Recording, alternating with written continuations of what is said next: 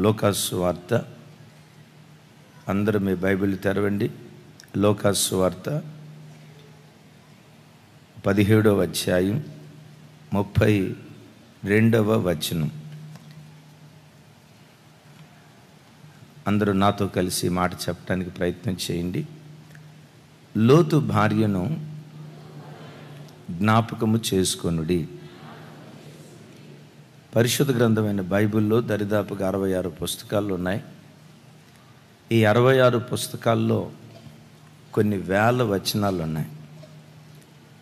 ఈ వేల వచనాల్లో ఈ వచనం చాలా పెయిన్ఫుల్ వర్డ్. ఏం పెద్ద వ్యాఖ్యానమేమి లేకపోతే చాంతాడంత పెద్ద అక్షరాలు ఏమీ లేవు, కానీ ఒక చిన్న వచనం, కానీ క్రైస్తవ ప్రపంచాన్ని ఆలోచింపచేసే వచనం. ఇంకా చెప్పాలంటే ఆత్మ సంబంధమైన మనసు కలిగిన వ్యక్తుల హృదయాలను ఇలా ఇలా నా వైపు చూడండి, ఇలా పిండేటువంటి వచనం. చిన్న వచనమే, కానీ బహు గంభీరమైనటువంటి వచనం. యేసు ప్రభువారు మనుష్య కుమారుని రాకడ దినాల్లో ప్రజల ఆధ్యాత్మిక స్థితి ఎలా ఉండబోతుంది అనే దాన్ని గురించి వివరిస్తూ, నా రాకడకు ముందు లోకంలో ప్రజల పరిస్థితి, లోకంలో లోక స్థితి, నోవాహు దినాల్లో ఎలాంటి సంభవాలు లోకంలో జరిగాయో నేను రాబోయే దినాల్లో కూడా లోకంలో పరిస్థితి నోవాహు దినాలుగా ఉంటాయి అంటాడు.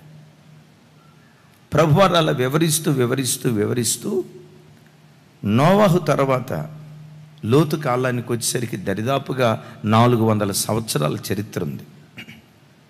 విన్నారా? 400 సంవత్సరాల చరిత్ర ఉంది. 400 సంవత్సరాల తర్వాత అబ్రహాము లోతు దినాలను జ్ఞాపకం చేసుకుంటూ, నా రాకడ దినాల్లో లోకంలో పరిస్థితులు ఎట్లా ఉంటాయంటే, సొదొమ గొమొర్రాలో ప్రజలు ఎలా ఉన్నారో,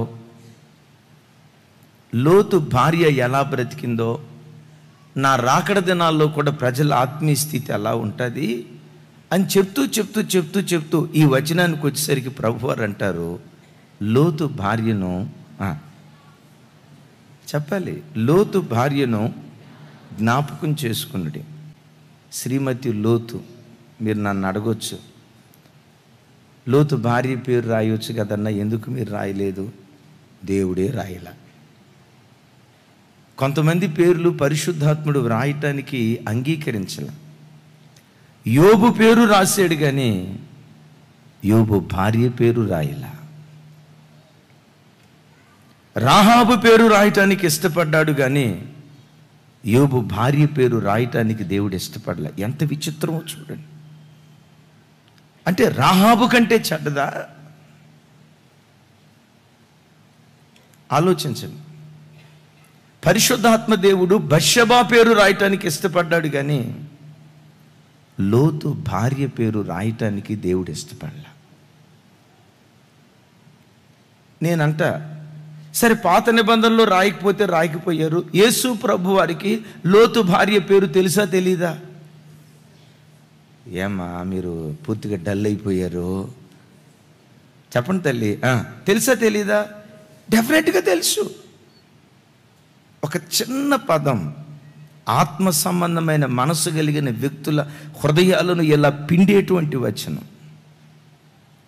లోతు భార్యను జ్ఞాపకం చేసుకునుడి. ఆ చిన్న మాటలో ఎంత సుదీర్ఘమైన వర్తమానం ఉందో వివరించడానికి నేను ఎంత వివరించినా నా మాటలు చాలు. నోవాహు దినాల్లో జలప్రళయం ద్వారా లోకాన్ని దేవుడు నాశనం చేశాడు. ఇక జలప్రళయం ద్వారా లోకాన్ని నాశనం చేయను అని దేవుడు తీర్మానం చేసుకున్న తర్వాత సొదొమ పట్టణాన్ని గూర్చినటువంటి మొర ఆకాశమందలి దేవుని సన్నిధికి చేరు. నేను చాలాసార్లు ఈ మాట చెప్పుంటాను, మీలో కొంతమంది వినుంటారు. సొదొమ పట్టణాన్ని గూర్చి ఎవరు మొరపెట్టారు అంటే, సొదొమను గూర్చి అబ్రహాము మొరపెట్టక మునిపే సొదొమను గూర్చిన మొర దేవుని సన్నిధికి చేరిందట. నాకు అర్థం కాని విషయం ఏంటంటే, అరే సొదొమ పట్టణాన్ని గురించి ఎవరు మొరపెట్టారో తెలుసా? ఆ ప్రకృతి దేవుని సన్నిధిలో మొరపెట్టింది. ఏ గడ్డ మీద వారు బ్రతుకుతున్నారో ఆ దేశ ప్రజలు చేస్తున్న అరాచకపు కార్యక్రమాలు ఆ భూమి చూడలేక దేవుని సన్నిధిలో మొరపెడుతూ వచ్చింది. వావి వరసలు తప్పి అక్రమంగా బ్రతుకుతున్నారయ్యా, వీళ్ళ దుష్ట ప్రవర్తన నేను చూడలేకపోతున్నానయ్యా. పీల్చే గాలి, త్రాగే నీరు, వారు నివసిస్తున్న భూమి ఆకాశమందలి దేవుని సన్నిధిలో మొరపెడితే ఆ మొర ఆకాశమందలి దేవుని సన్నిధికి చేరినట్లుగా లేఖనాల్లో రాయబడి ఉంది. దైవజనమా, కొంచెం ఆలోచించటానికి మీ గుండెల్లో ఆలోచన పుట్టించే ఒక మాట చెప్తాను. నిన్ను గూర్చిన మొర, నీ ఇంటిలో ఉన్న దూలాలు దేవునికి తెలియచేస్తాయన్న సంగతి జ్ఞాపకం తెచ్చుకో. నీ ఇంటిలో ఉన్న కిటికీలు, నువ్వు గోడ నిర్మించడానికి ఏ రాళ్ళు వాడావో ఆ రాళ్ళు ప్రతి క్షణం నిన్ను గూర్చి దేవుని సన్నిధిలో మొరపెడుతున్నాయని దేవుని యొక్క లేఖనం సెలవిస్తూ ఉంటుంది. ఓ తప్పు చేసే మనుషుడు తాను అనుకుంటాడు, ఈ ఇంట్లో ఎవరూ లేరు, నేనేం చేసినా నన్ను గూర్చి దేవునికి చెప్పేవాళ్ళు ఎవరూ లేరని తప్పు చేసే మనుషుడు అనుకుంటాడు. కానీ వాక్యం ఏమంటుందో తెలుసా? ఏ ఇంటిలో మనుషుడు తప్పు చేస్తున్నాడు ఆ ఇంటిలో ఉన్న రాళ్ళు, ఆ ఇంటిలో ఉన్న దూలాలు, ఆ ఇంటిలో ఉన్న కిటికీలు, ఆ ఇంట్లో ఉన్న ప్రతి వస్తువు ఆ వ్యక్తిని గూర్చి దేవునికి మొరపెడుతుంది అని దేవుని యొక్క వాక్యం సెలవిస్తూ. నిన్ను గూర్చిన మొర నీ ఇంటిలో నుంచే బయలుదేరుతుంది. నీతియుక్తమైన ప్రవర్తన అయితే నీ నీతిని గూర్చిన సాక్ష్యం, పవిత్రత కలిగిన ప్రవర్తన అయితే నీ పవిత్రతను గూర్చిన సాక్ష్యం నీ ఇంటిలో నుంచే దేవుని సన్నిధికి నీ ఇంటిలో నుంచే దేవుని సన్నిధికి చేరుతున్నట్లుగా దేవుని యొక్క వాక్యం అంటుంది. నేనంట హేతువేమీ లేకుండా లోతు భార్యను, లోతు పిల్లలను ప్రేమించాడు. అబ్రహాము ప్రార్థనను బట్టో, లోతు నీతిమంతత్వాన్ని బట్టో మెట్టుకు కారణం ఏదైనా లోతు కుటుంబాన్ని దేవుడు ప్రేమించాడు. సొదొమ గొమొర ప్రాంతమంతా అగ్ని గంధకాలతో తగలబడుతూ ఉంటే లోతు కుటుంబం అలా నాశనం కాకూడదని దేవుడు ఆశపడి దోతలను పంపి ఇక్కడ గమనించండి, వారి బలిమి చేత, దోతల బలిమి చేత సొదొమ నుంచి బయటకు తీసుకొస్తున్నాడు. తీసుకొచ్చేటప్పుడు దేవుడు ఏం చెప్పాడో తెలుసా? ఓ లోతు భార్య, మిమ్మల్ని నేను ప్రేమించి ఇందులో నుంచి బయటకు తీసుకొస్తున్నా, అయితే జాగ్రత్త, మీరు ఇక్కడ నుంచి బయలుదేరి వెళ్ళేటప్పుడు మైదానంలో ఎక్కడ మీరు నిలవబడద్దు. రైట్? మీరు పరిగెత్తుతూ వెళ్ళండి. పరిగెత్తుతూ వెళ్ళేటప్పుడు పొర్రపాటున వెనక్కి తిరిగి చూడొద్దు. అదిగో నేను చూపించబోతున్న పర్వతానికి మీరు బయలుదేరి వెళ్ళండి అని చెప్పారు. దేవుని పిలుపునందుకున్న ఆ ఇంట్లో నలుగురు బయలుదేరారు. కొంత దూరం వెళ్ళిన తర్వాత లోతు భార్యకు ఏమైపోయిందో ఏమో, మనస్సులో ఏం జరిగిందో ఏమో నాకు తెలియదు. కానీ ప్రభు బిడ్డలారా, కొంత దూరం వెళ్ళిన తర్వాత సొదొమ వైపు ఒక్కసారి వెనక్కి తిరిగి చూసిందో లేదో, జస్ట్ ఒకే ఒక్క తప్పు. అప్పటి వరకు బాగానే పరిగెత్తింది. బాగా గమనించండి, అప్పటి వరకు బాగానే పరిగెత్తింది. సొదొమను విడిచిపెట్టింది. కొంత దూరం బాగానే పరిగెత్తింది. కొంత దూరం పరిగెత్తిన తర్వాత గమనించండి, ఒక్కసారి వెనక్కి తిరిగి అలా చూసిందండి. చూసిందో లేదో ఉప్పు స్తంభం అయిపోయిందట. విచిత్రం. తమ్ముడు ఒకసారి ఆ ఫోటో ఉంటే చూపించండి. ఈవెన్ టుడే, ఈరోజు కూడా సొదొమ గొమొర ప్రాంతంలో ఉప్పు స్తంభం ఇప్పటికీ నిలవబడే ఉందట. ఎవరిదయ్యా ఉప్పు స్తంభం అంటే? అదిగో చూడండి.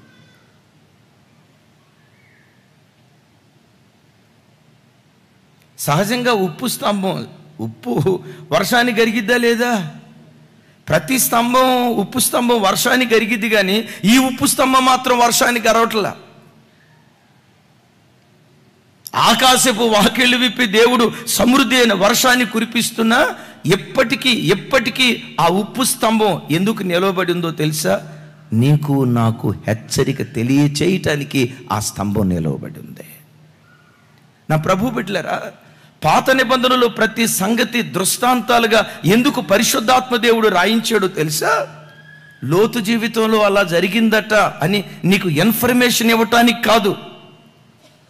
ఆదాము తినకూడని పండు తిన్నాడట ఇన్ఫర్మేషన్ ఇవ్వటానికి కాదు. నీకు నాకు తెలియచేస్తున్న హెచ్చరిక ఏంటో తెలుసా? నీ జీవితంలో కూడా దేవుని ఆజ్ఞను అతిక్రమించి తినకూడని వాటిని తింటే, తాకకూడని వాటిని తాకితే, ముట్టకూడని వాటిని ముట్టితే నా గతి అలాగే అయిపోతుంది అని సార్వత్రిక సంఘానికి హెచ్చరిక ఇవ్వటానికి దేవుడు ఈ మాటలన్నీ పొందుపరిచాడు. ఇంతకీ శ్రీమతి లోతు కన్నీటి కథ చెప్పండి చెప్పండి చెప్పండి, ఎంత బాగుందో చూడండి. ఏ మతి? మతిలేని శ్రీమతి, మతిలేని శ్రీమతి. అమ్మ అలాగని ఇక ఈరోజు అన్న మమ్మల్ని ఉతుకుతాడేమో, పొరపాటున. నేను ఎవరిని ఉతకటానికి కాదు, దేవుని వాక్యపు వెలుగులో పురుషుడని స్త్రీ అని భేదం లేకుండా అందరితో దేవుడు మాట్లాడటానికి చక్కటి కూడికను దేవుడు ఏర్పాటు చేశాడు. మనందరితో ప్రభు ముఖాముఖిగా మాట్లాడి బలపరుచునుగాక. సరే, ఈ లోతు భార్య పరిస్థితి లేక లోతు పరిస్థితి ఇలా అవటానికి కలిగిన కారణాలు, ప్రధాన కారణం చెప్తాను.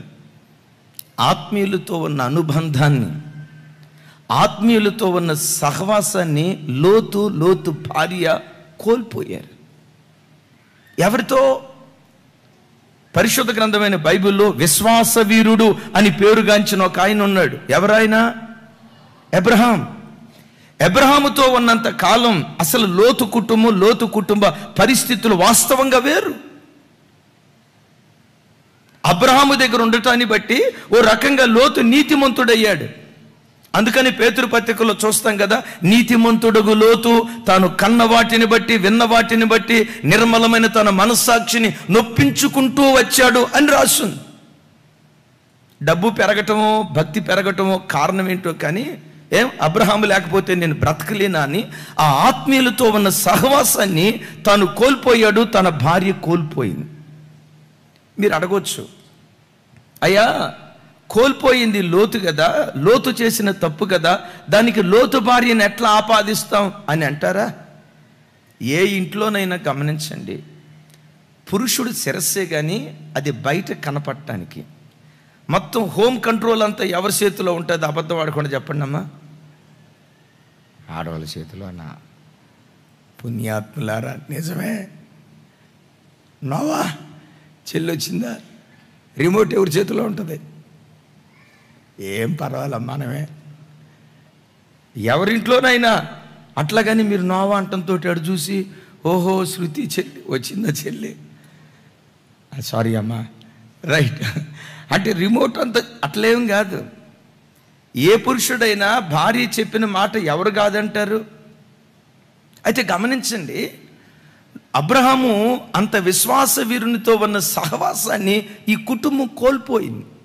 నా ప్రభు బిడ్డలారా, నీ జీవితంలో ఎప్పుడైనా దేన్నైనా కోల్పోవటానికి ఇష్టపడు, కానీ ఆత్మీయులతో ఉన్న సహవాసాన్ని ఎప్పుడు కోల్పోవటానికి ఇష్టపడకు. భక్తిని పెంచే సంఘంతో కానీ, భక్తిని పెంచే దైవ సేవకులతో కానీ, భక్తిని పెంచే విశ్వాసుల సముదాయంతో కానీ ఎప్పుడు ఆత్మీయ సహవాసాన్ని కోల్పోకు. ఎందుకో తెలుసా? సామెతల్లో ఒక ఖరీదైన మాట రాసింది, జ్ఞానులతో సహవాసం చేయవాడు జ్ఞానిగా మార్చబడతాడు, ఆత్మీయులతో సహవాసం చేసేవాడు ఆత్మీయుడిగా మార్చబడటానికి దేవుడు కృప చూపిస్తాడు. నా ప్రభు బిడ్డలారా, లోతు జీవితంలో కానీ, లోతు భార్య జీవితంలో కానీ, వారి జీవితాల్లో కలిగిన ఒక ప్రమాదకరమైన పరిస్థితి ఏంటంటే, ఆత్మీయులతో, ఆత్మ సంబంధమైన వ్యక్తులతో సహవాసాన్ని కోల్పోయారు. దీని గురించే భక్తుడైన దావీదు ఇలా అంటాడు. ఏమంటాడో తెలుసా? నేను ఇలాగందును, భూమి మీదనున్న భక్తులే శ్రేష్ఠులు, వారు కేవలము నాకు ఇష్టులు అంటాడు. నాతో కలిసి చెప్పండి, నేను ఇలాగందును. ఇంకొకసారి అమ్మా, నేను ఇలాగందును. తమ్ముడు టైటస్ గట్టిగా చెప్పాలా? నేను ఇలాగందును, భూమి మీదనున్న భక్తులే శ్రేష్ఠులు, వారు కేవలము నాకు ఇష్టులు. దావీదు రాజు. రాజా, నీకెవరిష్టులు?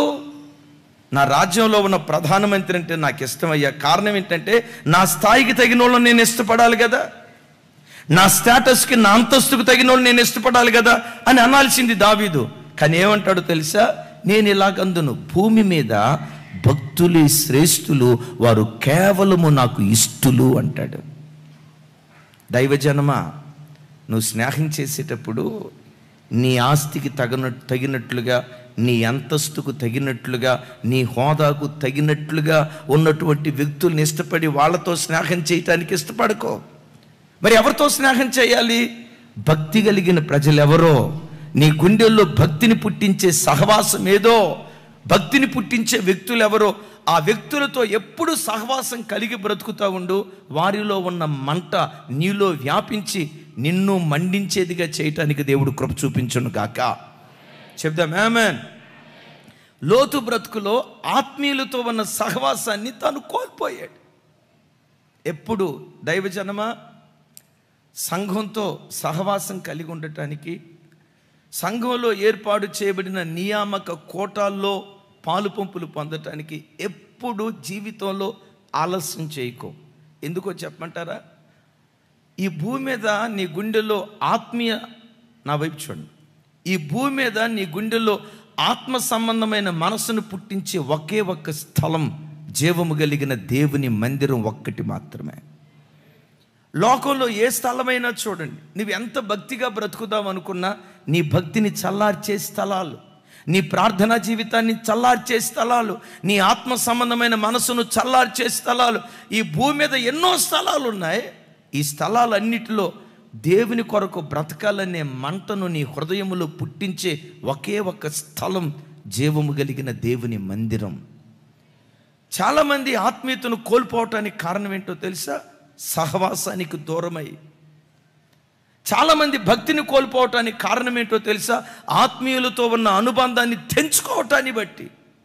చాలామంది ప్రార్థనా జీవితాన్ని, పరిశుద్ధతను, దేవుని కొరకు బ్రతకాలనే ఆరాటాన్ని అనేకులు కోల్పోవటానికి కారణం ఏంటంటే భక్తి సంబంధమైన వ్యక్తులతో సహవాసాన్ని కోల్పోవటాన్ని బట్టి ఆత్మీయతను కోల్పోతున్నారు. లోతా ఓ లోతు భార్య, ఎందుకు నీ పరిస్థితి ఎలా అయిపోయింది? నేనంట, అబ్రహాముతోనే గనక లోతు కుటుంబం ఉంటే ఆ కుటుంబ చరిత్రే ఒక విప్లవాత్మకంగా చరిత్ర పుటల్లో నిలిచి ఉండేది. చాలామంది చూడండి, విశ్వాసుల్లో కూడా కొంతమంది ఆ ఆదివారం ఏ పాస్టర్ గారు పాటకు అవకాశం ఇస్తానంటే అక్కడికి వెళ్ళిపోతారు. ఏ సంఘంలో వాళ్ళకి పెద్దరికం ఇస్తారో, పెత్తనం ఇస్తారో, అధికారం ఇస్తారో, ఆ అధికారాన్ని కోరుకొని నిర్మలమైన మనస్సు కలిగిన, ఆత్మ సంబంధమైన వాతావరణం కలిగిన సహవాసాలను విడిచిపెట్టి వెళ్ళిపోవటాన్ని బట్టి అనేకులు విశ్వాస భ్రష్టులైపోయినట్లుగా లేఖనాల్లో కానీ లోకంలో కానీ చూస్తూ ఉన్నాం. అందుకని దైవజనమా, ఎప్పుడు ఆత్మీయులతో ఉన్న అనుబంధాన్ని మనం కోల్పోకుండా ఉందుముగాక. సరే, ఇదొక ఎత్తు అయితే రెండో మాట చెప్తా. యేసు ప్రభువారు అంటారు, లోతు భార్యను జ్ఞాపకం చేసుకుని. సొదొమోను విడిచిపెట్టింది ఎంతమంది? 4 విడిచిపెట్టారు. సొదొమోను విడిచిపెట్టి పర్వతం వైపు 4 వెళ్తున్నారు. మిమ్మల్ని అడుగుతా, ఉప్పు స్తంభమైంది 4 అయ్యారా, ఒక్కళ్ళు అయ్యారా? చెప్పాలి, మరోసారి చెప్పాలి. ఒక్కళ్ళు అయ్యారా, 4 అయ్యారా? ఒక్కళ్ళే అయ్యారు. ఇది మనకు నేర్పేటువంటి పాఠం ఏంటో తెలుసా? రక్షణ, భక్తి వ్యక్తిగతం. నీ భర్త ఆత్మీయత నిన్ను పరలోకానికి తీసుకెళ్ళదు. నీ భార్య ఆత్మీయత, నా వైపు చూడండి, నీ భార్య ఆత్మీయత నిన్ను పరలోకానికి తీసుకెళ్ళదు. మీ తల్లిదండ్రుల ఆత్మీయత మిమ్మల్ని పరలోకానికి తీసుకెళ్ళదు. ఈ మాట జ్ఞాపకం చేసుకున్నప్పుడల్లా దైవజనులు ఏసన్న గారు చెప్పిన మాట ఒకటి గుర్తొస్తుంది. భార్య మంచి భక్తి కలిగిందంట, ప్రార్థనా పరురాలట. ఏసన్న గారు వెళ్ళి అన్నారట, ఇలా నాన్న నీకు రక్షణ లేదు, మారు మనసు లేదు, బాప్తిస్మం లేదు, ఇప్పుడు యేసు ప్రభు వస్తే నీ పరిస్థితి ఏంటి? మనోడు అన్నట్టు, నాకేం టెన్షన్ లేదండి, మా ఆవిడ ఎత్తబడిద్దన్న ధైర్యం నాకుంది, పరలోకానికి డెఫినెట్గా వెళ్ళిద్దన్న నమ్మకం కూడా నాకుంది, నీ భార్య వెళ్ళిద్దన్న సంగతి నాకు తెలుసు, మరి నీ సంగతి ఏంటి? ఆడన్నాడంట, దాందే ఉందండి, మా ఆవిడ పరలోకానికి వెళ్ళేటప్పుడు మా ఆవిడ కొంగు పట్టుకుంటానండి అన్నాడంట. కొంగు పట్టుకొని పరలోకానికి వెళ్తానండి అడంట. కుదరదు.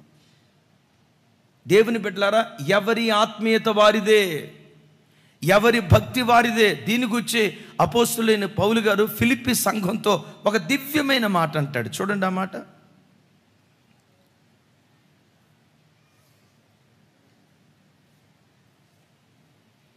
2:12.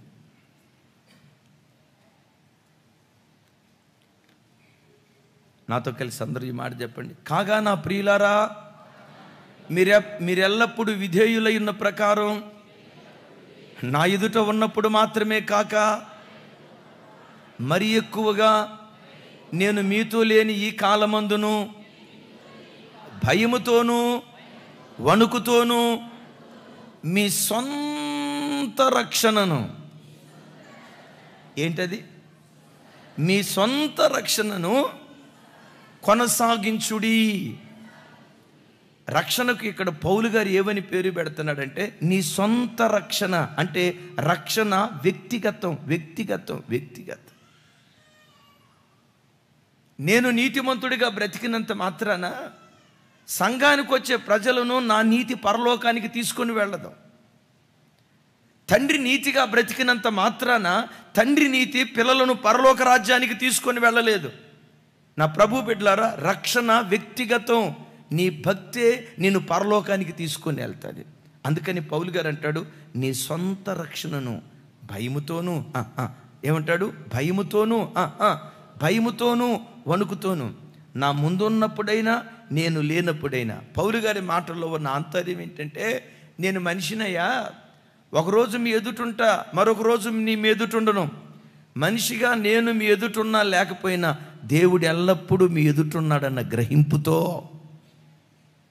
కొంతమంది యవ్వన బిడ్డలు ఉంటారు, తల్లిదండ్రుల ముందు మహాభక్తి కలిగినట్లుగా నటిస్తారు. కాలేజీకి వెళ్ళిపోయారా, వెచ్చలివిడి జీవితం. తల్లిదండ్రుల ముందు అణుకువగలిగిన బిడ్డలుగా ఉన్నట్లుంటారు. బయట ప్రపంచానికి వెళ్ళారా, లోకస్తుల కంటే ఎక్కువగా బ్రతికేటువంటి పిల్లలు కూడా కొంతమంది సంఘాల్లో కానీ దేవుని బిడ్డల్లో కానీ ఉన్నారు. అయిలారా, నా మాట గమనించండి. నీ భక్తి జీవితంలో నీవు నీ తల్లిదండ్రులకు కాదు నువ్వు అకౌంటబుల్. నీ భర్త కాదు, నీ భార్య కాదు, మనమందరం దేవునికి లెక్క అప్పజెప్పవలసిన వారిమై ఉన్నాము. ఎవరికి లెక్క అప్పజెప్పాలి? తల్లిదండ్రులకు కాదు, భర్త కాదు, భార్య కాదు, లోకంలో ఎవరికి కాదు. నీవు వ్యక్తిగతంగా దేవునికి లెక్క అప్పజెప్పాలి. ఈ రక్షణ సామూహికం కాదు, ఇది నీ వ్యక్తిగతమని ప్రభు పేరిట మనవి చేస్తున్నాను. నిజమే, ఎవరికి కావలసిన భక్తిని వాళ్ళే సంపాదించుకోవాలి. ఆమేన్. మరోసారి చెప్దాం, ఆమేన్. సమూయేలు గొప్ప భక్తిపరుడు. మరి సమూయేలు పిల్లలు భక్తిపరులు అయినట్లుగా లేఖనాల్లో రాయబడలేదు. సమూయేలు అడిగాడు, నేను చిన్నతనం నుంచి నేటి వరకు ఇప్పుడు వృద్ధుణ్ణి, మీ మధ్యలో నేను పెరిగా. ఎప్పుడైనా ఎక్కడైనా మీకు కానీ దేవునికి కానీ వ్యతిరేకంగా నేను ఎప్పుడైనా పనిచేశానా అంటే యావత్ దేశం ఏమందో తెలుసా? ప్రవక్త, నీలో ఏ లోపం మేము చూపించలేం. నీ వంటి దైవజనుడు, నీలాంటి ప్రవక్త, నీలాంటి యథార్థవంతుడిని ఎక్కడా మేము చూడలేదు అని చెప్పి ముగింపుకు వచ్చి ఏమంటారు తెలుసా? కానీ మీ పిల్లలు మీ వంటి వారు కాదు అంటారు. విన్నారా? అంటే తండ్రి భక్తి తండ్రే సంపాదించుకోవాలి, పిల్లల భక్తి పిల్లలే సంపాదించుకోవాలి. భార్య భక్తి భార్య సంపాదించుకోవాలి. చెప్పాలి. భర్త భక్తి. రక్షణ అనేది వ్యక్తిగతం. మరొకసారి మాట చెప్తాను, నా వైపు చూడండి. రక్షణ అనేది వ్యక్తిగతం. ఓ తల్లి, నీవు కలిగిన భక్తి నీ పిల్లలు కలిగి ఉన్నారో లేరో, నీవు కలిగి ఉన్న భక్తి నీ భార్య కలిగి ఉందో లేదో ఒకసారి ఆలోచించండి.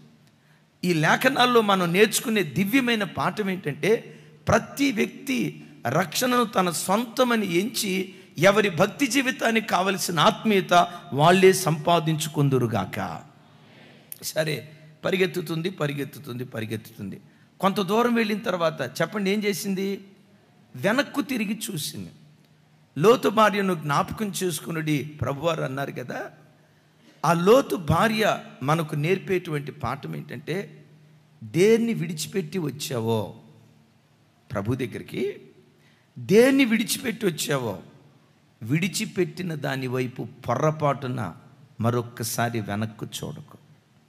ఎస్, ప్రభు దగ్గరికి వచ్చేటప్పుడు గతంలో త్రాగుబోతులుగా బ్రతికుంటాం, గతంలో పేకాటాడే వాళ్ళగా బ్రతికుండొచ్చు, గతంలో అక్రమ ఇలా జీవితం జీవించేటువంటి వారిగా ఉండి ఉండొచ్చు.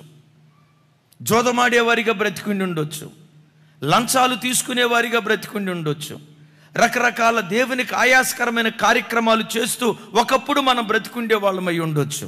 అయితే అరుణోదయపు దర్శనంగా దేవుడు మనల్ని దర్శించాడు. చీకటిలో నుండి ఆశ్చర్యకరమైన వెలుగులోనికి ప్రభు మనల్ని నడిపించాడు. విడిపించబడ్డాం, మంచిదే. కొంతకాలం బాగానే పరిగెత్తాం, పరిగెత్తి దేన్ని విడిచిపెట్టి వచ్చావో మరలా దాని వైపు నువ్వు చూస్తే లోతు భార్యకు ఎలాంటి గతి పట్టిద్దో, బోధించే నాకు కానీ, వింటున్న నీకు కానీ, లైవ్లో చూస్తున్న ఏ బిడ్డకైనా అదే పరిస్థితి పడుతుందని వాక్యం ఘంటాపదంగా చెప్తూ ఉంది. దేన్ని విడిచిపెట్టొచ్చిన దాని వైపు, ఏ సినిమాలైతే విడిచిపెట్టొచ్చావో, ఏ త్రాగుడైతే విడిచిపెట్టొచ్చావో, ఏ అక్రమ సంబంధాలైతే విడిచిపెట్టొచ్చావో, ఏ పాపమైతే విడిచిపెట్టొచ్చిన దాని వైపు మరెన్నడూ నువ్వు చూడకూడదు. ఇదే ప్రభు లోతు భార్య ద్వారా మనకు నేర్పుతున్న పాఠం. దీని గురించే అపోస్తుడైన పేతురు వారు మాట్లాడుతూ బహు బలమైన మాట అంటాడు. చూడండి ఆ మాట.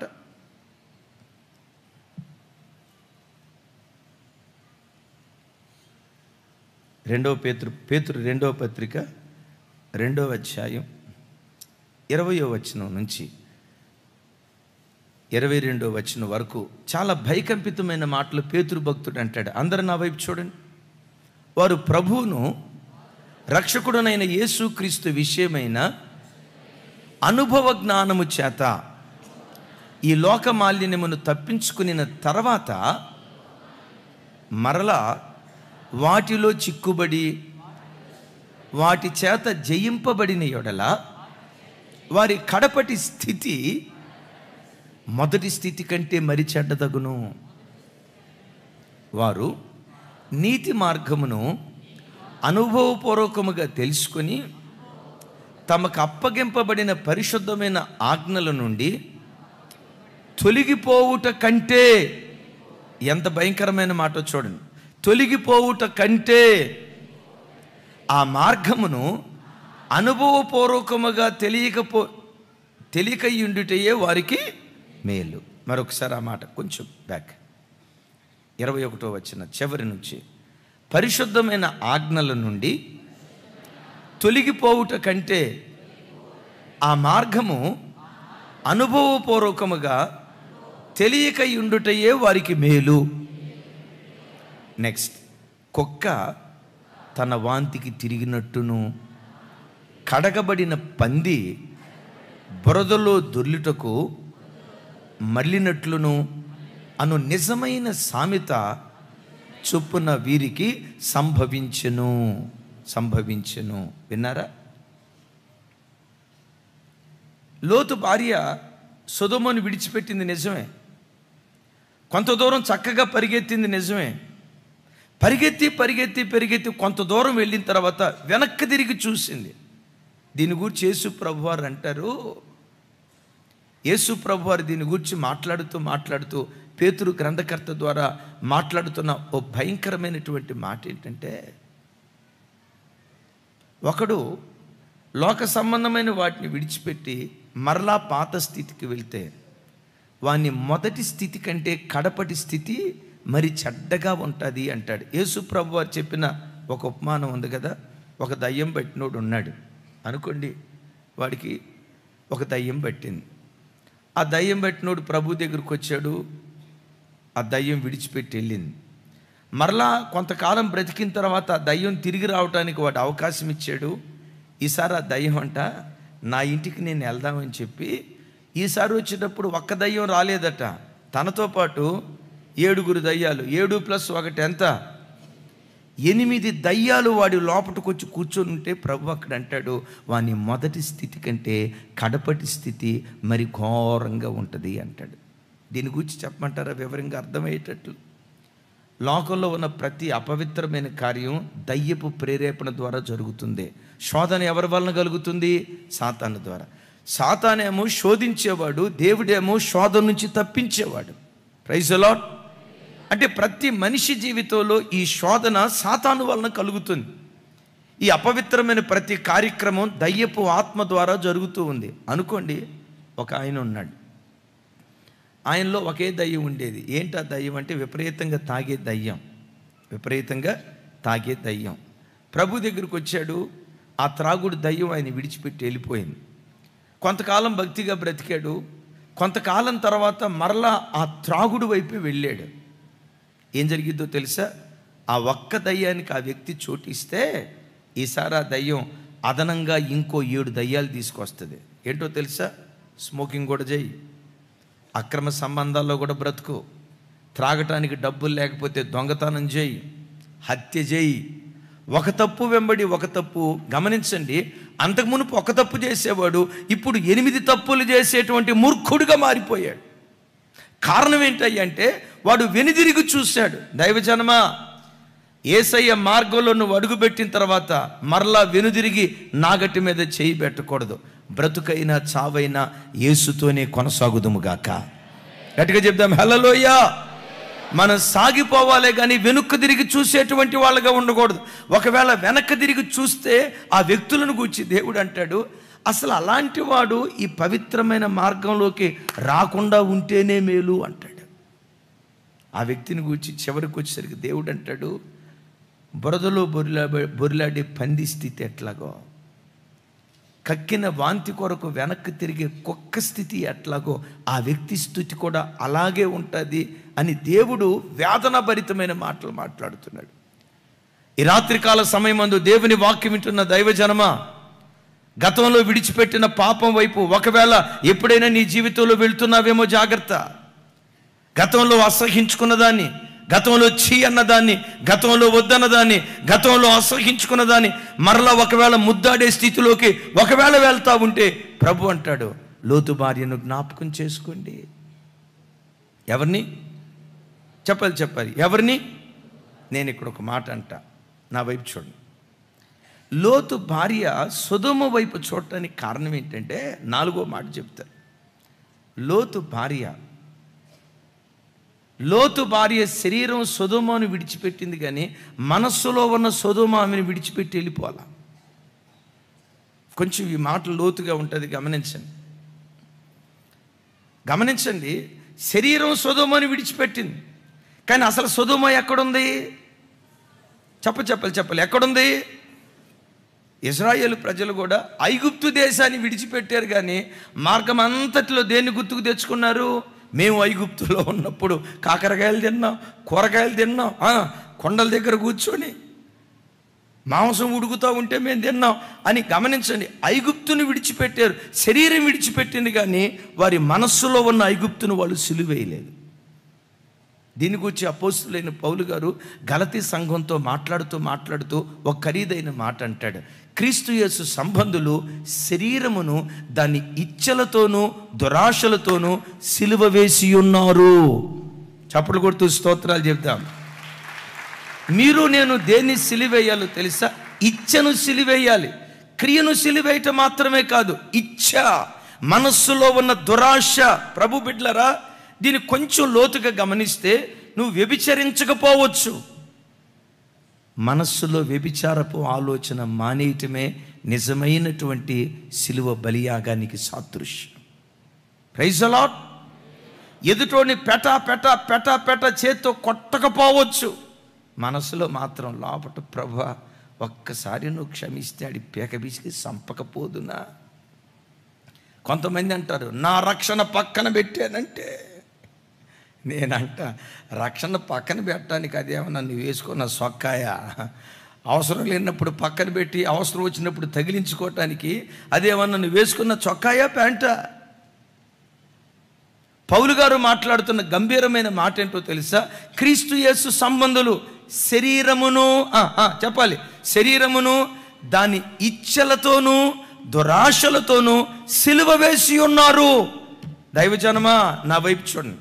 నీ లోపటున్న ఇచ్చను సిలువేయాలి, నీ మనస్సులో బయలుదేరే దురాశను సిలువేయాలి. ఇశ్రాయేలీలు ఐగుప్తుని విడిచిపెట్టారు కానీ మనస్సులో ఉన్న ఐగుప్తుని విడిచిపెట్టలా. లోతు భార్య సొదొమను విడిచిపెట్టింది కానీ మనస్సులో ఉన్న సొదొమను విడిచిపెట్టలా. నా ప్రభు బిడ్డలారా, మనసంతా దేవుని ఆలోచనతో నింపుకుందుముగాక. మనసులో దేవునికి తప్ప లోకానికి చోటు ఇవ్వకుండా దేవుని కొరకు మనం బ్రతుకుదుముగాక. చప్పలు కొడుతూ ప్రభు వారికి స్తోత్రాలు చెప్దాం.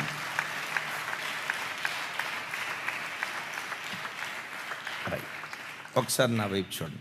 5వ మాట కొంచెం భయాన్ని పుట్టించే, నా వైపు చూడండి, పర్వాలేదు. లోతు భార్య ఉప్పు స్తంభం అవటానికి ఎన్ని తప్పులు చేసింది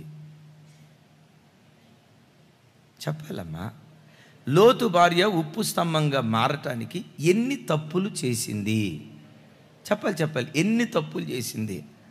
మానవ భాషలో అడుగుతాను, అది చిన్న తప్పు అంటారా, పెద్ద తప్పు అంటారా? అరే, లోతు భార్య మందు బాటిల్ తాగింది అని రాసిందా? తన భర్త ఉండగా ఎవరితోనో అక్రమంగా ప్రవర్తించింది అని రాసుందా? ఎక్కడో దొంగిలించింది అని రాసుందా? చెప్పాలమ్మా, రాసుందా? ఏం చేయలేదే, దొంగిలించలేదు, ఎవరితోనూ అక్రమంగా ప్రవర్తించలేదు, మద్యపానాన్ని సేవించలా. లోతు భార్యను జ్ఞాపకం చేసుకోండి అని ఎందుకంటాడో తెలుసా? చిన్న తప్పుకు కూడా కొన్ని పర్యాయాలు భారీ మూల్యం చెల్లించాల్సి వస్తుంది. జాగ్రత్త. విన్నారు ఈ మాట? చిన్న తప్పు కూడా భారీ మూల్యాన్ని చెల్లించే ప్రమాదం ఉంది. అందుకనే యాకోబు భక్తుడు ఒక చోట అంటాడు కదా, ఎంత చిన్న నిప్పు ఎంత విస్తారమైన అడవిని తగలబెట్టిందో కదా. అమ్మా ఇస్తే చూడాలా, నా వైపు చూడు. ఎంత చిన్న నిప్పు, చిన్న నిప్పు ఏం తగలబెట్టిందట? చెప్పాలి. ఏం తగలబెట్టిందట? విస్తారమైన అడవిని తగలబెట్టిందట. దైవజనమా, నా తట్టు చూడు. నీ జీవితంలో కూడా చిన్న చిన్న బలహీనతలకు నువ్వు చోటిస్తావే, చిన్న కొదువులకు నువ్వు చోటిస్తావే. ఆ చిన్న బలహీనతలే నీ గొప్ప ఆత్మీయ స్థితిని దొంగిలిస్తాయి అన్న సంగతి ఎప్పుడు జీవితంలో మర్చిపోవద్దు. బైబిల్లో రాయబడిన మరొక మాట రాసి ఉంది కదా, పులిసిన పిండి, అదే చెప్పాలి అందరూ, పులిసిన పిండి కొంచెమైన మొత్తంతటిని చెరిపివేస్తుంది అని దేవుని యొక్క వాక్యంలో రాయబడింది. నో డౌట్ దావీదు విశ్వాస వీరుడే, పవిత్రుడే. కానీ పులిసిన పిండి అనే మోహపు చూపు ఒక చిన్నదానికి చోటిచ్చాడు. దావీదు తన బ్రతుకులో భారీ మూల్యాన్ని చెల్లించాల్సి వచ్చింది. కొన్నిసార్లు మనం అంటాం, చిన్న తప్పే కదండి. దేవుడు కూడా కొన్నిసార్లు చూసి దేవుని మనసంతా స్టడీ చేసినట్టు చెప్తాం. దేవుని అంతరంగంలోకి వెళ్ళి చూసినట్లుగా మొత్తం అట్లా అంటాం. చిన్న తప్పే కదండి. నా వైపు చూడండి. ఓ చిన్న తప్పుకు ఎంత భారీ మూల్యం చెల్లించాల్సి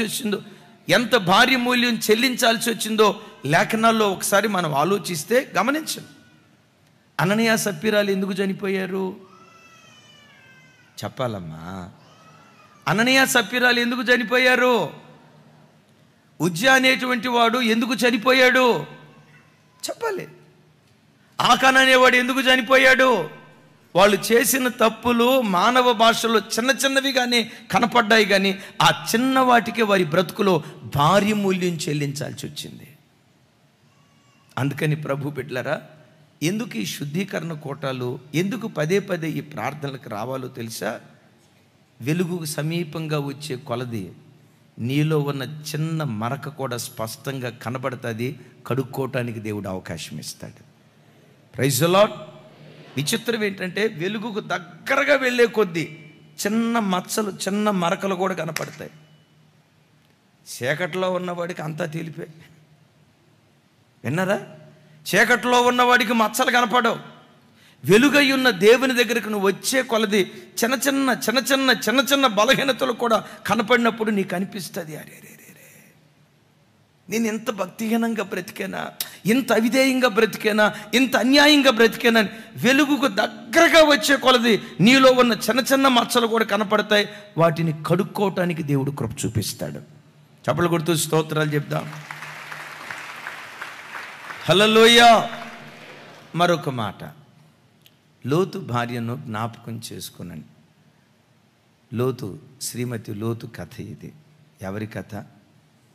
నా వైపు చూడండి. తల్లి దారి తప్పింది. ఎవరు దారి తప్పారు? తల్లి దారి తప్పింది. 6వ విషయం చెప్తాను. తల్లి దారి తప్పింది. తల్లి దారి తప్పిపోవటాన్ని బట్టి. తల్లి దారి తప్పితే, అలాగని తండ్రి దారి తప్పాలని కాదు, తండ్రి తప్పినా తల్లి తప్పినా. గమనించండి, తల్లి దారి తప్పిన కారణాన్ని బట్టి ఆ కుటుంబం ఎంత వినాశనం అయిపోయిందో. వెళ్ళారు అక్కడికి, ఈవిడ ఉప్పు స్తంభం అయిపోయింది. లోతు తన కుమార్తెలిద్దరితో అక్కడికి వెళ్ళారు. నా ప్రభు బిడ్డలారా, గమనించే తల్లి లేదు కదా, ఉప్పు స్తంభం అయిపోయింది కదా. నేనంట, ఒకవేళ లోతు భార్య గనక తప్పు చేయకుండా లోతుతో పాటు అక్కడికి వెళ్తే, లోతు బ్రతుకుల్లో, లోతు కుమార్తెల బ్రతుకులో ఇలాంటి నీచమైన, హేయమైన, అవమానకరమైన కార్యం జరిగేదా? అరే, తండ్రితో మోయాబు అమ్మోనీయుల వంశం. అరే, ఈ మనిషికైనా సోయి ఉండాలి కదా, సోయలేదు. నేనంట, ఒకవేళ తల్లే గనక వాళ్ళతో పాటు ఉంటే ప్రతి క్షణం ఆడపిల్లలను గమనించేది. ఎక్కడికి వెళ్తున్నారు రాత్రిపూట? నానున్నాడు గదిలో, ఎందుకు వెళ్తున్నారు మీరు? తల్లి ఒకవేళ ఉంటే గద్దించేది, మందలించేది. లోతు నువ్వు నీతిమంతుడు కదయ్యా, లోతు నువ్వు భక్తి కలిగిన వాడివి కదయ్యా, కన్న వాటిని చూసి, విన్న వాటిని చూసి నీ మనస్సాక్షి నొప్పించుకుంటా ఉండేది కదయ్యా. నీ కుటుంబంలో ఇలాంటి కార్యం ఎందుకు జరిగింది? నీ పిల్లల జీవితంలో ఈ కార్యం ఎందుకు జరిగింది? లోతు అంటాడు, తల్లి దారి తప్పిందయ్యా. యేస్కేలు గ్రంథంలో రాయబడిన మాట ఏంటో తెలుసా? తల్లి ఎట్టిదో బిడ్డ అట్టిదేనని నిన్ను గూర్చి అందురు. ఇది సామెత. ఓ తల్లిదండ్రులారా, ఓ తల్లి, ఓ తండ్రి, నా వైపు చూడండి. యేస్కేలు గ్రంథంలో గుండెలు బ్రద్దలు చేసే ఆ భయకంపితమైన మాట, సామెత చెప్పువారందరూ తల్లి ఎట్టిదో, చెప్పాలి, తల్లి ఎట్టిదో బిడ్డ అట్టిదే అని నిన్ను గూర్చి చెప్పుకొందురు. ఓ తల్లి, నువ్వు బ్రతకాల్సిన రీతిలో బ్రతకపోతే, ఒక మాదిరికరమైన తల్లిగా నువ్వు బ్రతకపోతే చెడిపోయేది నీ ఒక్కదానివే కాదు, నీలో నుంచి బయలుదేరే వంశవృక్షం కూడా పాడైపోయే ప్రమాదం ఉంది. జాగ్రత్త. ఓ తండ్రి, నీవు దారి తప్పితే, తండ్రిగా బ్రతకాల్సిన రీతిలో బ్రతకపోతే, ఒక మాదిరికరంగా జీవించకపోతే దారి తప్పేది నీవు మాత్రమే కాదు, నీ పిల్లలు కూడా దారి తప్పుతారు. జాగ్రత్త.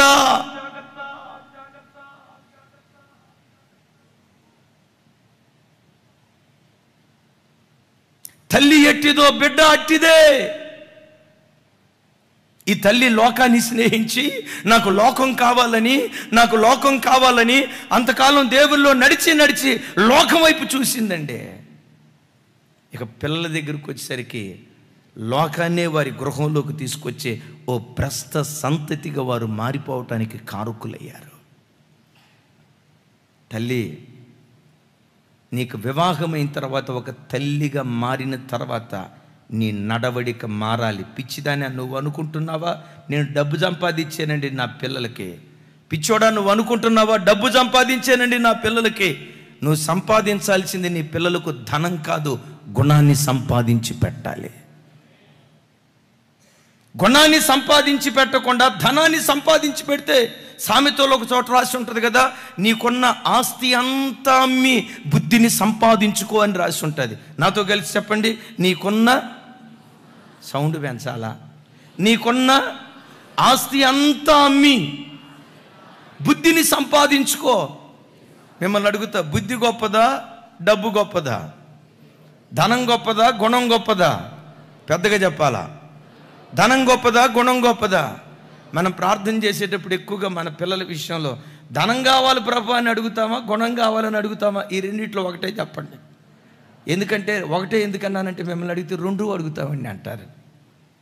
అందుకని మిమ్మల్ని అడిగే మాట, ఈ రెండిట్లో ఏది అడుగుతారు? అరే, గుణాన్ని పట్టించుకునే దేవుడు ఉన్నాడండి. డబ్బు సంపాదిస్తే చాలు. ఇదొక సామెత పుట్టుకొచ్చింది, పైసామే పరమాత్మ. ఇడు చూసినట్టు డబ్బులో దేవుడు ఉన్నాడట. ఎవడన్నాడ్రా డబ్బులో దేవుడు ఉన్నాడని? పైసామే పరమాత్మ అంట.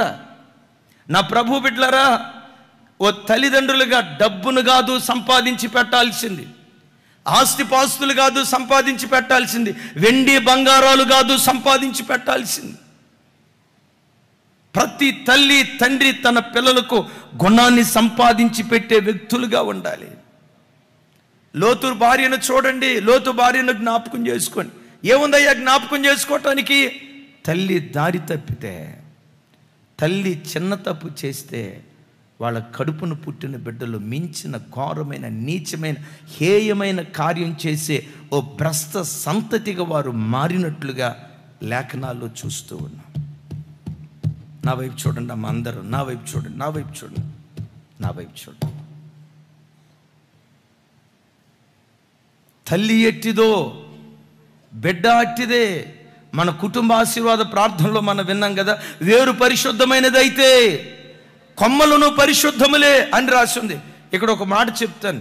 ఇక్కడ ఎవరైనా వివాహం చేసుకోబోయే యవ్వన బిడ్డలుంటే, లైవ్ చూసే బిడ్డల్లో ఎవరైనా ఉంటే మీతో నా మనవి, ఓ మంచి తండ్రిగా బ్రతకటానికి నిన్ను అప్పగించుకుంటేనే వివాహం చేసుకో.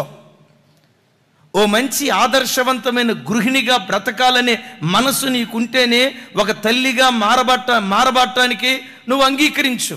నా జీవితం నాదే, నా బ్రతుకు నాదే, నేను ఎలా బ్రతకాలనుకున్నాను అలాగే బ్రతుకుతాను, వెచ్చలివిడి బ్రతుకు నేను అప్పగించుకుంటాను అని అంటావా? నీలాంటి దానికి వివాహం అవటం, నీలాంటి వాడు వివాహం చేసుకోవటం, రాబోయే తరాలు భ్రష్ట సంతతి ఉద్భవించడానికి మనం కారకులుగా మారిపోతాం. డబ్బు సంపాదించడం ప్రాముఖ్యం కాదు. నేనంట ఒక మంచి తల్లిగా నువ్వు బ్రతికితే నేనంట అంతకు మించిన ధన్యత ప్రపంచంలో మనిషి జీవితంలో మరొకటి లేదు. ఒక మంచి తండ్రిగా నేను కుటుంబ ఆశీర్వాద ప్రార్థనలో చెప్పాను, a successful man, A complete man ఎవరో తెలుసా? తన కుటుంబాన్ని కట్టుకున్నవాడే ఏ సక్సెస్ఫుల్ మ్యాన్. తన పిల్లలకు ఒక మంచి భవిష్యత్తు ఇచ్చిన వాడే ఒక సక్సెస్ఫుల్ మ్యాన్. సరి అయిన క్యారెక్టర్ తన పిల్లలకు నేర్పినటువంటి వాడే ఏ కంప్లీట్ మ్యాన్. లోతు భార్యను జ్ఞాపకం చేసుకోండి. ఏం జ్ఞాపకం చేసుకోమంటారయ్యా? ఆ తల్లి ఉందే, ఆ తల్లి ఉందే దారి తప్పింది. మరి తల్లి దారి తప్పితే ఏమైందయ్యా?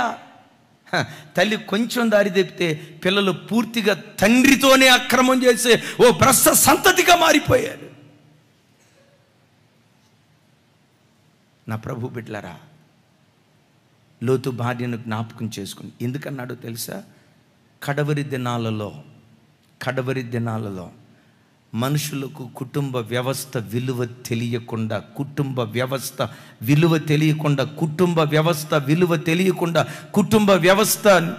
తెలియకుండా మరలా చెప్తున్నాను, కుటుంబ వ్యవస్థ విలువ తెలియకుండా నా జీవితం నా ఇష్టం, నేను ఎలా బ్రతకాలనుకున్నానో అలాగే బ్రతుకుతాను, ఈ కుటుంబ కట్టుబాట్లకు నేను లోబడను, నా డబ్బు నా ఇష్టం, మా ఆయన సంపాదిస్తున్నాడు నేను సంపాదిస్తున్నాను, బాంచన్ని కాళ్ళు మొక్కుతా అనాల్సిన గత్యంతరం నాకేంటి? కొంతమంది స్త్రీలు లోకపు భావాలు కలిగి దేవుని మాట ప్రక్కన పెట్టి ఎందుకు యేసు ప్రభు దగ్గరికి రావట్లేదమ్మా అంటే, ఒక తల్లి అందట భార్యకు భర్త శిరస్సు అట. వాక్యం అట్లా చెప్పింది. నేను ఒప్పుకోను, నేనెంతో నా భర్త అంత, అవసరమైతే నా భర్తకు నేను శిరస్సు అయి ఉంటానని వాక్యం చెప్తే అప్పుడు దేవుని దగ్గరికి వస్తా. చచ్చిన తర్వాత పోతావు నరకానికి. చచ్చిన తర్వాత నీ కేర్ ఆఫ్ అడ్రస్ నరకమే. ఓ చిన్న మాటకు ఒక వ్యక్తి లోబడకపోతే చూడండి పరిస్థితి. ఈ రోజుల్లో సమాజం యొక్క పరిస్థితి ఏంటంటే, నా జీవితం నా ఇష్టం, నేను ఎలా బ్రతకాలనుకున్నాను అలాగే బ్రతుకుతాను. ఒక భర్త ఆ విలువ లేదు, ఓ వయసులో పెద్దవారు ఆ విలువ లేదు, ఓ కుటుంబ ప్రతిష్ట ఆ విలువ లేదు. నా జీవితం నా ఇష్టం, నేను ఎలా బ్రతకాలనుకున్నానో అలాగే బ్రతుకుతానని విచ్చలివిడితనాన్ని కోరుకునే వ్యక్తులు అటు పురుషుల్లోనైనా ఇటు స్త్రీలలోనే బయలుదేరారు. వాక్యం ఏమంటుందో తెలుసా? సామెతల్లో వేరుండగోరువాడు స్వేచ్ఛానుసారుడు, వాడు లెస్సయైన జ్ఞానమునకు విరోధి అని దేవుని వాక్యం అంటుంది. నిజమే. చూడండి, ఎక్కడ చూసినా స్వేచ్ఛ అంతే. ఎక్కడ చూసినా స్వేచ్ఛ. ఒక అమ్మాయికి వివాహమై అత్తారింటికి వచ్చిన సంవత్సరం నుంచే స్టార్ట్ చేస్తుంది. నువ్వు సపరేట్ కాపురం పెడతావా, ఇక్కడే ఉంటావా? సపరేట్ కాపురం పెడతానంటేనే నేను నీతో ఉంటా, లేదా నేను వెళ్ళిపోతా. ఎందుకు ఈ మాట అంటుంది? క్షమించండి. ఎందుకు ఈ మాట అంటుంది? ఇది స్వేచ్ఛను కోరుకునే ఆడది, కుటుంబ విలువలకు కట్టుబడేది కాదు, సంసారి లక్షణం కాదు. ఎలాంటి గుణమై అంటే స్వేచ్ఛ. నా మీద ఎవరి ఆజమాయిషి ఉండకూడదు, నా మీద ఎవరి పెత్తనం ఉండకూడదు, నన్ను ఎవరు శాసించకూడదు. నేను ఎప్పుడు పండుకోవాలంటే అప్పుడు పండుకుంటా, ఎప్పుడు లేవాలనుకుంటే అప్పుడు లెగుస్తా, వంట చేయాలనుకుంటే చేస్తా. అమ్మా కర్రీ పాయింటా? పొండి, కర్రీ పాయింట్కి పొండి.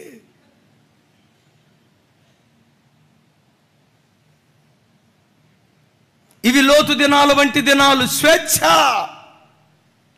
ఏ ఆడబిడ్డను చూసినా గమనించండి, ఏ ఆడబిడ్డను చూసినా, ఆ మధ్య ఒక ఇంటర్వ్యూ చూసా, నీకు ఎలాంటి భర్త కావాలమ్మా అంటే, నాకు అత్తమామలు లేని భర్త కావాలంది. మరి మీ అన్నకు పెళ్లి చేసేటప్పుడు కూడా ఆ మాట అంటావా? వీళ్ళ అన్నకు పెళ్లి చేసేటప్పుడు, వీళ్ళ అన్నకు పెళ్లి చేసేటప్పుడు ఎట్లాంటి భర్త కావాలంట? అత్తామామలు లేని భర్త కావాలి.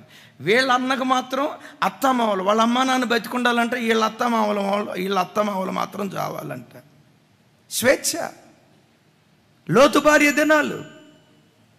ఎక్కడుందండి ఈరోజు ఒక కట్టుబాటుకి, ఒక కుటుంబ విలువకు విలువనిచ్చేటువంటి వ్యక్తులు ఎక్కడున్నారు? అందుకని ప్రభు భయకంపితంగా చెప్తున్నాడు, లోతు దినాలను జ్ఞాపకం చేసుకోండి. నా రాకడ దినాల్లో ప్రజల పరిస్థితి లోతు దినాల లాంటి పరిస్థితి వస్తుంది. వెచ్చలివిడితనం, స్వేచ్ఛ. ఎట్ లాస్ట్ ఏం జరిగిందో తెలుసా? ఎట్ లాస్ట్ లోతు భార్య ఉపస్తంభం అయిపోయింది. లోతులో నుంచి మోయాబు, అమోనీయులు బయలుదేరారు.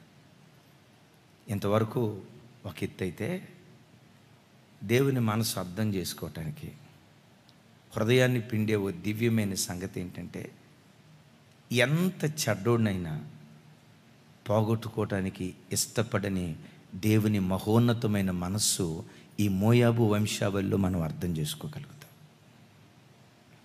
ఎంత చెడ్డోడినైనా. నా ప్రభు బిడ్డలారా, నిలవబడి ఇంత దైవావేశంతో వాక్యం చెప్తున్న నేనే మొత్తం 100% నీతిమంతుడేం కాదు. నా ప్రభు యొక్క ఓర్పు, నా ప్రభు యొక్క సహనం, నా ప్రభు యొక్క దీర్ఘశాంతం ఎంత చెడ్డోణ్ణి కూడా పోగొట్టుకోవటానికి ఇష్టపడని క్షమించే మనసు కలిగిన ఆ దేవుని యొక్క గొప్ప మనస్సే ఈరోజు మీ ఎదుట ఈ నీతియుక్తమైన మాటలు చెప్పటానికి దేవుడు కృప చూపించాడు. యేసయ్యకి మహిమ కలుగును గాక.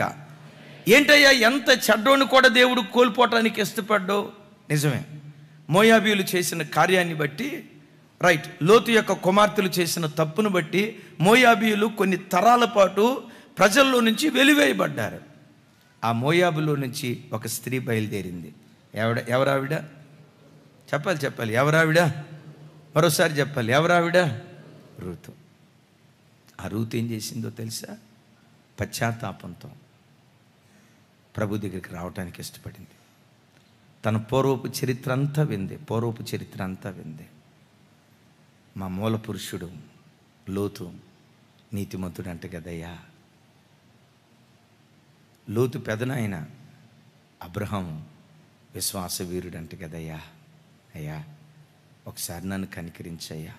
నన్ను కాదు అనకుండా, లేదు అనకుండా నన్ను కూడా అంగీకరించయ్యా, నీ పాదాలు పట్టుకుంటాను అని చెప్పి మోయాబీయురాలు, ఈ చరిత్ర అంతా తెలుసుకుని రూతు తన పాపస్థితి అంతా విడిచిపెట్టి ఆ కృపగల దేవుని వైపు తిరిగింది. దేవునికి ఉన్న గొప్ప మనసు ఏంటో తెలుసా? ఒక పాపి తన బ్రతుకులో పశ్చాత్తాపడితే ఎంత ఘోర పాపినైనా క్షమించటానికి సిద్ధమైన మనసు కలిగిన వాడు మనం ఆరాధించే ఆ గొప్ప గల దేవుడు. ఎంత ఘోర పాపినైనా. నేనంట, ఒకడు దుర్మార్గంగా ప్రవర్తించాడు అనుకోండి, చుట్టూతో ఉన్నవాళ్ళు ఇడు చస్తే బాగుండు అని అంటారు. కానీ దేవుడు ఏమనుకుంటాడు తెలుసా? ఇడు మారి నా దగ్గరికి వస్తే బాగుండు అనుకుంటాడు. చివరికి కన్నా తల్లిదండ్రులు కూడా ఇలాంటి దుర్మార్గుడు ఉన్నా ఒకటే, పోయినా ఒకటే. ఇలాంటి చండాలపు అమ్మాయి బ్రతికినా ఒకటే చచ్చినా ఒకటే అని కన్న తల్లిదండ్రులైనా వీడు చస్తే బాగుండు అని అనుకుంటారేమో, కానీ ఎంత ఘోరమైన వ్యక్తినైనా వీడు చస్తే బాగుండు అని దేవుడు అనుకోడు. దేవుని అంతరంగం ఏంటో తెలుసా? వీడు మారితే బాగుండు, వీడు పశ్చాత్తాపడితే బాగుండు, వీడు నా తట్టు తిరిగితే బాగుండు, తన పాప విషయమే రొమ్ము కొట్టుకుంటూ నా సన్నిధిలో ఏడిస్తే బాగుండని ఒక పాపి మార్పు కోసం కృపగల దేవుడు ఆశతో ఎదురు చూస్తూ ఉన్నాడు. ఎంత చెడ్డోనైనా దేవుడు బ్రతికించుకోవటానికి ఎంత ఆరాట పడతాడో దేవుని మనస్సు మనం అర్థం చేసుకోవాలంటే రండి ఆదికాండం చూద్దాం ఒకసారి. రండి ఆదికాండం చూద్దాం. ఆదికాండం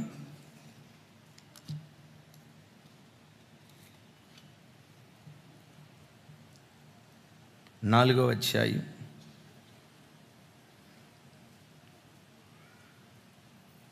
9వ వచనం. 4:9 ఒకసారి చూడండి అందరూ.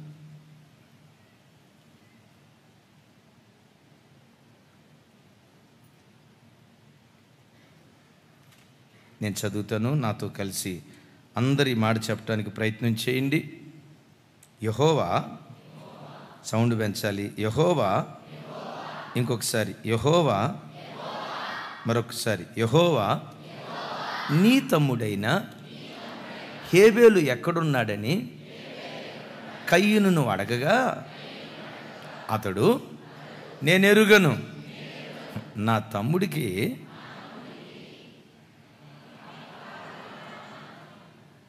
విన్నారా? కయ్యూను నీ తమ్ముడైన హేబేలు ఎక్కడా అన్నాడు. నేనంట కయ్యూను హేబేలును చంపిన సంగతి దేవునికి తెలుసా తెలియదా? తెలుసా తెలియదా? కయ్యూను హేబేలును చంపిన సంగతి దేవునికి తెలుసు. తెలియటం ఏంటి? పై వచనాల్లో చూస్తాం కదా, అతన్ని చంపిన వెంటనే కయ్యూను హేబేలును చంపిన వెంటనే హేబేలు యొక్క రక్తం నేలలో నుండి ఆ మొర దేవుడు విన్నాడా లేదా? మొర విన్నాడు, చంపటం కళ్ళతో చూశాడు. జగమెరిగిన ఈ దేవుడు, అక్కడ ఏం జరిగిందో సమస్తం ఎరిగిన ఈ దేవుడు ఏమీ ఎరగనట్లుగా కయ్యూను దగ్గరికి వచ్చి అంటాడు, కయ్యూను నీ తమ్ముడైన హేబేలు ఎక్కడా? ఎందుకు అడిగాడు తెలుసా? ఆ మాట వినటంతో, అయ్యా నా తమ్ముడిని చేతులారా నేను చంపానయ్యా, నా తమ్ముని పొట్టను పెట్టుకున్నానయ్యా, నరహంతుకున్నయ్యా, బాబు నన్ను క్షమించయ్యా అని యేసయ్య పాదాల దగ్గరికి వచ్చి కయ్యూను పశ్చాత్తాపడతాడేమోనని దేవుడు ఎదురు చూశాడు.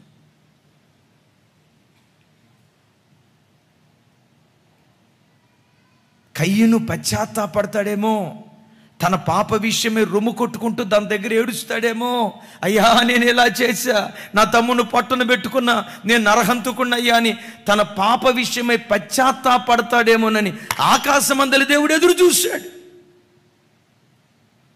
నా ప్రభు బిడ్డలారా, దేవుడు అంత ప్రేమతో ఎదురు చూసి కయ్యూను నీ తమ్ముడైన హేబేలు ఎక్కడ అంటే ఏం మాట అన్నాడు చూడండి. ఏమన్నాడు?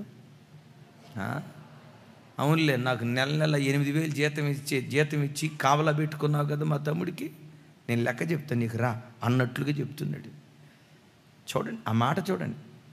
నా తమ్ముడికి నేనేమైనా కావలోన్నా, నన్నేమన్నా వాచ్మెన్గా పెట్టుకున్నావా నా తమ్ముడు కొరకు అన్నట్లుగా చూడండి దేవుణ్ణి అడుగుతున్నటువంటి ప్రశ్న. నా ప్రభు బిడ్డలారా, ఆది నుంచి దేవుని మనసు ఆదికాండం నుంచి మనం చూస్తే విచిత్రమైన విషయం ఏంటో తెలుసా? కాఠిన్య హృదయాల మీద దేవుడు ఉగ్రతను కుమ్మరించాడు, పశ్చాత్తాపపు హృదయాల మీద తన కరుణా వాత్సల్యాన్ని దేవుడు అనుగ్రహిస్తూనే ఉన్నాడు. గట్టిగా చెప్దాం ఆమేన్. కాఠిన్య హృదయాల మీద దేవుడు తన ఉగ్రతను కుమ్మరిస్తూనే వచ్చాడు. నేనంట ఐగుప్తు దేశం మీద 10 రకాలైన తెగులు రావటానికి కారణం ఏంటి? ఫరో యొక్క కాఠిన్య హృదయం దానికి కారణం కాదా? పంటలు పాడైపోవటానికి, తెగుళ్ళు రావటానికి, వినాశనం అక్కడ జరగటానికి కలిగిన బలమైనటువంటి కారణం ఏంటంటే ఫరో యొక్క కాఠిన్య హృదయమే ఈ తెగుళ్ళని అనుభవించడానికి కారణమైపోయింది. బైబిల్లో ఎక్కడైనా చూడండి, సౌలు తప్పు చేశాడు, సౌలు మీద దేవుని ఉగ్రత అంతగా కుమ్మరించబడటానికి కారణం ఏంటో తెలుసా? తప్పు చేసి కూడా గిల్గాలుకు రా, ప్రజల ఎదుట నన్ను ఘనపరచు. గిల్గాలుకు రా, ప్రజల ఎదుట నన్ను ఘనపరచు. తప్పు చేసి కూడా ఘనతను కోరుకుంటున్నాడు, పశ్చాత్తాపడలా. నేనంట సౌలు చేసిన తప్పు కంటే దావీదు ఘోరమైన తప్పు చేశాడు. మానవ భాషలో చెప్పాలంటే సౌలు చేసిన పొరపాటు కంటే దావీదు హేయమైన తప్పు చేశాడు. ఏంటా తప్పు? ఊరియా భార్యతో అక్రమం జరిగించాడు. తన పాపానికి అడ్డొస్తాడేమోనని ఊరియాని నిర్దాక్షిణ్యంగా చంపించాడు అనే కంటే కూడా చంపాడు. ఎంత ఘోరమైన తప్పు చేసినా దావీదు కనికరించబడటానికి కారణం ఏంటో తెలుసా? వాక్యం తన దగ్గరకు వచ్చినప్పుడు తన స్థితిని స్థాయిని మరిచి చిన్న పిల్లోడ్లాగా రొమ్ము కొట్టుకుంటూ దేవుని దగ్గర ఆడవటం ప్రారంభించాడు. అది దేవుని మనస్సు గెలుచుకోవటానికి కారణమైపోయింది. దేవుని సన్నిధికి వచ్చిన తర్వాత కొన్నిసార్లు మన పరిస్థితి ఎట్లుంటుందో తెలుసా? ఎప్పుడైనా దేవుడు దైవావేశంతో ఎలా మాట్లాడితే కొంతమంది ముఖాన్ని ముడుచుకుంటారు, నన్ను గూర్చే చెప్పాడు అనుకుంటారు. నన్ను మనసులో ఉంచుకొని పాస్టర్ గారు ఇలా వాక్యం చెప్పాడని కొంతమంది అనుకుని అమాయక ప్రజలు కూడా ఉంటారు. నిలవబడింది ఎవరైనా నీతో మాట్లాడింది దేవుడు. దైవ సేవకుని నోట నుంచి వచ్చే ప్రతి మాట అది దేవుని మాటగా ఎంచి మనుషుని మాటగా ఎంచక, ఎస్ నా లోపాన్ని నా దేవుడు ఎరిగి నాతో మాట్లాడాడు, నా పొరపాటు దేవుడు ఎరిగి నాతో మాట్లాడాడు. అపోస్తలుడైన పౌలు గారు దెసలోనియ సంఘంతో అంటాడు కదా, నా నోట నుంచి వాక్యం బయలుదేరినప్పుడు మనుషుల మాటగా ఎంచక. ఆ మాట గమనించండి, నా వైపు చూడండి, పర్వాలేదు. అది మనుషుల మాటగా ఎంచక దేవుని మాటగా ఎంచి ఆ వాక్యాన్ని మీరు అంగీకరించారు. అక్కడ అంటాడు, ఆ వాక్యమే విశ్వాసులైన మీలో కార్యం చేయటం ప్రారంభించింది. ఎస్, ఇందాక చెప్పే కదా, మిమ్మల్ని అడుగుతా, నా వైపు చూడండి. పెళ్ళైన తర్వాత అత్తారింటికి వచ్చిన తర్వాత మా అత్తమామల నుంచి మేము సపరేట్ అయితే బాగుండని ఎంతమంది ఆశపడ్డారు? చేతులు ఎత్తండి అని అడిగితే ఎత్తరు, కానీ అందరిది అదే బ్యాచ్. నేను అడగను, మిమ్మల్ని ఇబ్బంది పెట్టను. మీ అమ్మా నానేమో దేవత, అత్తమామలేమో దెయ్యాలు. ఇదేనా నువ్వు నేర్చుకున్న ఆత్మీయత? ఇప్పుడు దేవుడు నీతో మాట్లాడినప్పుడు నా బుద్ధి అదయ్యా, నా బుద్ధి అది, నేను పశ్చాత్తాపడతాను. ఇది నీ నోట నుంచి రావలసినటువంటి మాట. నన్ను గూర్చే చెప్పారు, నన్ను గూర్చే. అరే నేనంట మందిరానికి వచ్చిన నిన్ను గూర్చి చెప్పకపోతే దారిని పోయే దాని కూడా నాకేం పని అండి? అరే మందిరానికి వచ్చిన నీ బుద్ధి కూర్చే దేవుడు చెప్తాడు, నా బుద్ధి కూర్చే దేవుడు చెప్తాడు, నా స్వభావాన్ని కూర్చే చెప్తాడు, నీ స్వభావాన్ని కూర్చే చెప్తాడు. నేను ఎప్పుడు చెప్తా కదా, యాజకుడు కత్తిరించేటప్పుడు మందిరంలో ఉన్న ఒత్తులను కత్తిరిస్తాడా? ఆ ఇంటికి వెళ్ళి వాళ్ళ ఒత్తులు వీళ్ళ ఒత్తులు కత్తిరిస్తాడా? మందిరంలో ఉన్న ఒత్తులు కత్తిరిస్తాడు, దీపపు ఒత్తులు కత్తిరిస్తాడు. దైవ సేవకుని నోట నుంచి ఎప్పుడైనా మాట బయలుదేరితే అది దేవుని మాటగా అంగీకరించో. ఆ వాక్యం విశ్వాసులైన మనలో కార్యం చేయటం ప్రారంభిస్తుంది. గట్టిగా చెప్దాం ఆమేన్. లోతు భార్యను జ్ఞాపకం చేసుకోండి. ఏం జ్ఞాపకం చేసుకోమంటావు? నిన్ను గద్దించి హెచ్చరించి బుద్ధి చెప్పే దైవ సేవకుల సహవాసాన్ని బ్రతుకుల్లో ఎప్పుడు కోల్పోకు. జ్ఞానుల సహవాసం జ్ఞానులుగా మనలను మార్చినట్లుగా భక్తి కలిగిన వాళ్ళతో నువ్వు స్నేహం చేస్తే వాళ్ళలో ఉన్న భక్తి నిన్ను అంటుకొని నిన్ను ఒక భక్తిపరుడుగా మారుస్తుంది. విశ్వాస వీరుల సహవాసాన్ని కోల్పోయాడు, ప్రార్థనా పరుల సహవాసాన్ని కోల్పోయాడు. అయ్యలారా నా వైపు చూడండి.